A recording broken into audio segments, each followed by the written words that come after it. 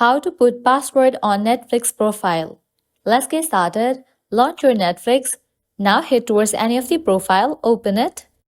With that, you will be directed to this page. Now at the top right corner, you will find your profile icon. Click on it. Different options will appear. Click on the option of account.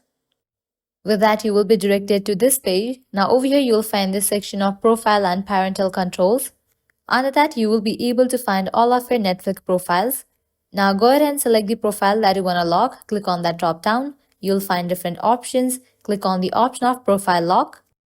In order to lock your profile, now over here you'll need to type in your Netflix password. Once you type in, click on the option of continue.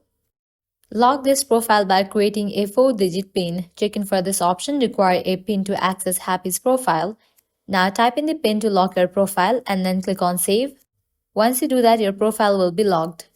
Now whenever you try to open this profile, it will ask you for the code. You have to type in that code and with that you will get access to your profile. Applying the same process, you are able to lock any other profiles as well. So that's all for this video. This is how you can easily put password on Netflix profile.